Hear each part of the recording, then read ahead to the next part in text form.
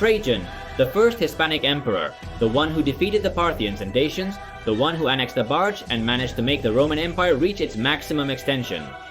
Today, his story begins here. Marco Ulpio Trajan was born in Baetica, Hispania, and from a young age showed his leadership qualities. He was loyal to the Flavian dynasty, heavily influenced by his own family. He rose through the ranks of the Roman legions on his own merits, knowing the daily life of the rank-and-file soldiers and later that of the officers, which gave him a very good overall view of the army. During the reign of Domitian, he served in various wars against the Germans, achieving victories for the emperor.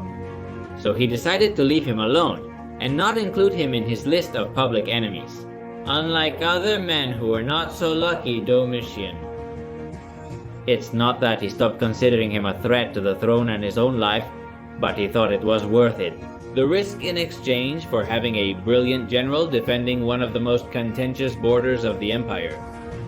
To give an example of the persecutory mania that Domitian had, an example that he saw conspiracies everywhere, are the so-called Thousand Mirrors of Domitian. So he could always see what was happening behind his back. The emperor had a type of stone polished and placed on all the columns of the palace, as well as on every corner of the corridors. This polished stone functioned as a mirror, and the emperor, in this way, could walk, always keeping an eye on his bodyguards. But it didn't matter much, because in the year 96 after Christ, Domitian was finally assassinated by the Praetorian Guard, ending one of the worst periods of terror in the Roman Empire. Someone had to replace him. A Senator Nerva was appointed emperor by the Senate to try to straighten the course of the Roman Empire, correct the treasury deficit, and reunite a society divided by Domitian's madness. But he had a problem, and that is his claim to the throne was very weak, especially in the eyes of the army, and for that, he had to win over the legions. His decision was in the year 97 to adopt the most beloved general of the moment. The Hispanic Trajan received the news from his province in the Rhine, the Upper Germany. However, he chose not to visit Rome for now. He stayed with his men until the following year. In January of 98 after Christ, Nerva died and Trajan was named Emperor of Rome. He was the first emperor not born in Italy, and again he did not march directly to Rome. He was aware that there were legions that were still loyal to the late Domitian, and that his reign would only last if he managed to get the support of the entire army. He visited the barracks of the Danube legions to win their support and loyalty. And also, he decided to reinforce the entire Germanic border with a series of new forts and watchtowers. He also improved the infrastructure, renewing the roads and building new causeways along the river. This in addition to improving trade or the lives of civilians. It would serve the legions to move faster from their barracks to any point on the border that was being attacked. In the year 99 after Christ, he finally entered Rome, with a ceremony taking place to celebrate his investiture. In his speech, he exhorted the Senate to share with him the responsibility for the welfare of the empire. In reality, this is nothing more than political propaganda, a mere maneuver to try to rebuild the ties between the Senate and the emperor, and show the people that both bodies would work together. And it is that a large part of the civilians still saw the Senate as the representation of their interests, so they would be prone to believe what the senators said about the emperor, and that is why the ideal is that what they said were good things. For practical purposes, all the power was still held by the emperor, and now it was time for revenge and contented violation. It turns out that Domitian had made a peace pact with the Dacians, which obliged Rome to pay a tribute to this people, which was considered a kind of client state. The Romans had blamed the emperor for this shameful peace treaty because after all they were paying a barbarian. In addition, this kingdom was well organized and could pose a problem for the stability of the Roman Empire. Trajan had his casus belli. In the year 101 after Christ, Trajan set off with his men toward the city of Minimachium, where he amassed 11 legions, of which 7 were veterans. To these figures, which we could set at about 55,000 men, we have to add the auxiliaries. In total, there were almost 80,000 soldiers under Trajan's command to invade the territory, Decebalus, king of the Dacians, was no fool and was watching the Roman preparations, so he was aware of what was coming his way. He summoned his people to battle and managed to gather a modest army compared to the Roman one, probably just over 40,000 men. We cannot underestimate the army, as numerical inferiority does not necessarily imply a defeat. 40,000 men attacking certain points, harassing logistics and ambushing patrols, can perfectly end up with twice the troops. See the guerrillas of Viriato, whose life I leave you in a link up here. The problem is that, after all, these men were levies. Yes, there were professional warriors, but there were also hunters, farmers, miners, inexperienced men who became warriors for the summer.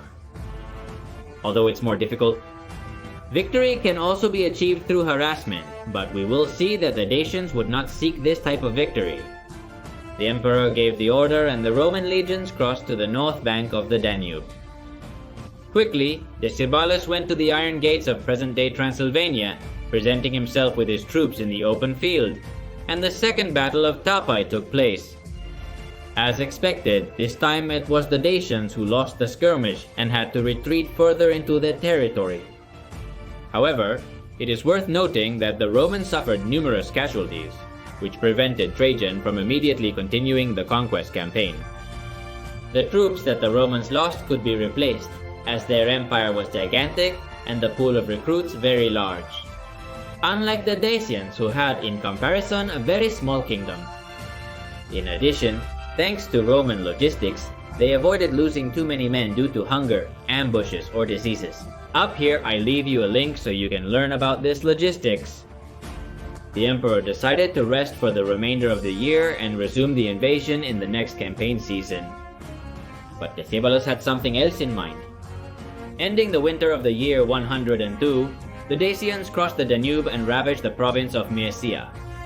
Supported by the Sarmatians, Trajan was forced to further delay his campaign plans and come to the rescue of the province. Decebalus had calculated how long it would take the legionnaires to walk to where he was, and he had more or less calculated it well. But Trajan had an ace up his sleeve. He embarked part of his legions on river ships and took them much faster to the point where the Dacians had crossed. With this vanguard force made up of elite troops, Trajan attacked the Dacian communication lines of all the scattered troop groups, in addition to delaying the main Dacian contingent. This allowed the bulk of the army to arrive and managed to inflict 2 defeats on the Dacians, forcing them to return to their territory. With their tails between their legs, Trajan, taking advantage of the defeat he had just inflicted, resumed his campaign plans without hesitation. He ventured into Dacian territory and took one by one the mountain forts that surrounded the capital, Sarmisegetusa. This city was very well defended by its position, its defenses, and the number of warriors it had. So he decided to avoid it, surround it, and cut it off from the rest of Dacia. It was a very good strategy to win the war without facing the best troops and without attacking the best defended fortress. Decebalus finally asked for a truce and peace. Trajano accepted the peace with a series of conditions. Decebalus, he would renounce the territories taken by Rome, return the money that Rome had been paying in previous years, and all the military material that had been given to him. Peace had come to Dacia. Trajan celebrated a triumph in the streets of Rome and received the title of Dacian for his conquests in Dacia. But the peace was short-lived. Decebalus, as soon as the austerities were over, began to rearm his men and recruit new warriors. He also sought new allies, mainly the Sarmatians. What he was looking for was to create an anti-Roman bloc. In the year 104 after Christ, Decebalus plotted an assassination attempt against Trajan using Roman deserters, but failed. A new open war was about to arrive. In the year 105, Trajan crossed the Danube using a 1-kilometer-long wooden bridge, designed by Apollodorus of Damascus. Unfortunately, the bridge was destroyed, presumably by his successor Hadrian, following his defensive policy. The fact is that the Roman troops ventured back into Dacian territory to participate in a static war completely different from what the Romans were used to. but we will see that it would not be a problem for them either.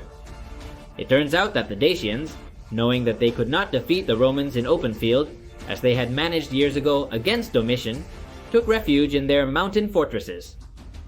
The idea was something similar to the castles and walled cities of the Middle Ages. That they were independent delayed the enemy. The Romans would suffer many casualties if they attempted to storm them. But of course, they didn't count on the skill of the Roman sappers and engineers. The legions, without any hurry, set up their siege machines and approached the walls to storm them, or they built tunnels to bring down the walls. The fact is that one by one the Dacian fortresses were falling, just as they did in Trajan's first Dacian war. The Romans once again reached the capital, Sarmisegetusa Regia, and this time they did decide to take it. They made all the necessary preparations for the assault, and when everything was ready, the Romans launched themselves at the walls. However, the Dacians managed to repel this first attack, causing a large number of casualties among the Romans. They had to find another method to take the city. Somehow, the Romans made contact with a citizen unhappy with Decebalus' reign, who in exchange for a sum of money could sabotage the defenses. Said and done. The money was delivered and the traitor destroyed the city's water supplies. Of course, without water, the city would barely last a handful of days. So in the end, the defenders surrendered. Decebalus tried to escape with the most loyal of his men, but as they ran through the forest, they were cornered by a detachment of Roman cavalry. The Dacian king committed suicide to avoid capture, using either poison or his own sword. With the death of the king, much of the Dacian kingdom surrendered to the Roman Empire. But there were still small pockets of resistance in Dacia. So Trajan dispatched a legion to secure the province, ensuring safety and eliminate this resistance. The Dacian treasure was sent to Rome, totaling 165 tons of gold and 331 tons of silver. If we take a value of 58 euros per gram of gold and 0.75 per gram of silver. More or less what I calculated when I was writing this script, we have a total of 9,750 million euros in gold and 248 million euros in silver.